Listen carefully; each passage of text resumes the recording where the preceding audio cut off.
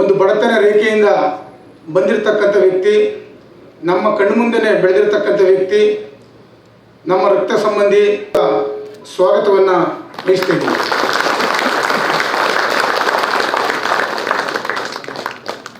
ದಿವ್ಯ ಸಂವಿಧಾನದ ಆಶಯವನ್ನು ಆ ಪೀಠಿಕೆಯನ್ನು ತಂದಿರತಕ್ಕಂಥದ್ದು ಮತ್ತು ಸಮಾಜ ಕಲ್ಯಾಣ ಇಲಾಖೆ ಇಡೀ ಸಮಾಜಕ್ಕೆ ಮತ್ತು ದೇಶಕ್ಕೆ ಅದನ್ನು ತಿಳುವಳಿಕೆಯನ್ನು ಕೊಡಬೇಕು ಅನ್ನೋ ನಿಟ್ಟಿನಲ್ಲಿ ನಾನು ಒಂದು ಸಂಸ್ಥೆಯನ್ನು ಕಟ್ಟಿ ನನ್ನ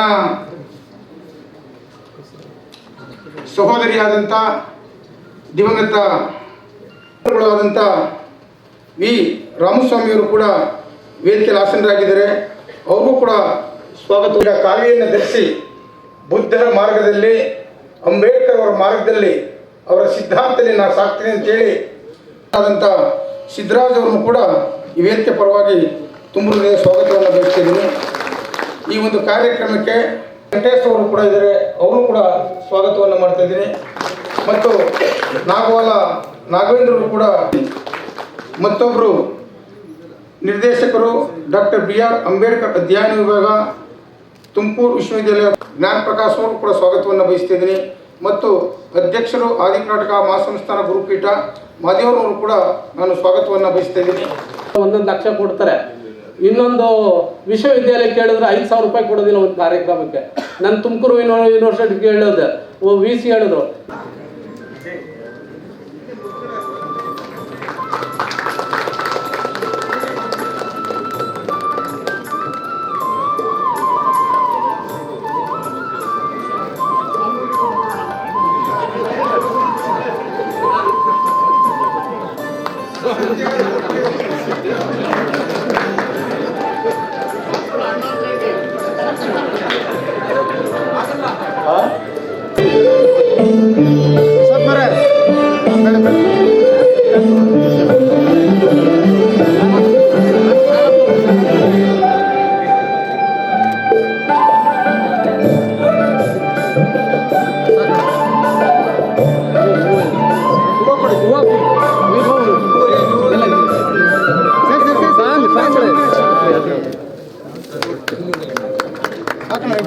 ಸರ್ ಒಂದ್ಸರಿ ಹಾಕಿ ಸರ್, ಸೇಮ್ ಸರ್.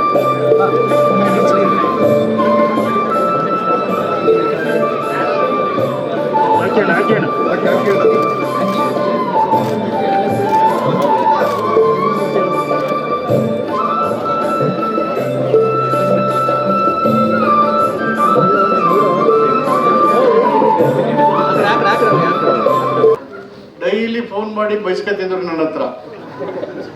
ರೆಸ್ಟ್ಲೆಸ್ ಮಾತಾಡ್ತಾ ಇದ್ರು, ಅಣ್ಣ ಈ ಊರು ಅಲ್ಲಿಗೆ ಹಾಕ್ಬೇಕು, ಆ ಊರು ಇಲ್ಲಿ ತರಬೇಕು, ಈ ಜನ ಇದ್ದಾಗ ಹಾಕ್ಬೇಕು.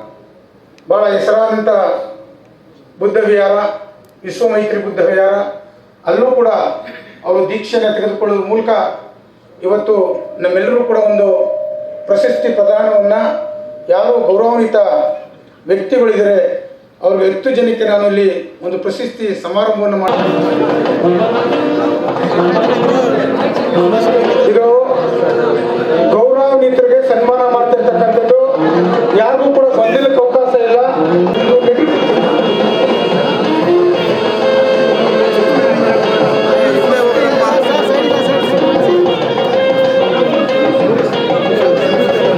ಡಾಕ್ಟರ್ BR ಅಂಬೇಡ್ಕರ್ ಅವರ ಜೀವನ ಸಾಧನೆಯನ್ನು ಪ್ರಚಾರಪಡಿಸುವಲ್ಲಿ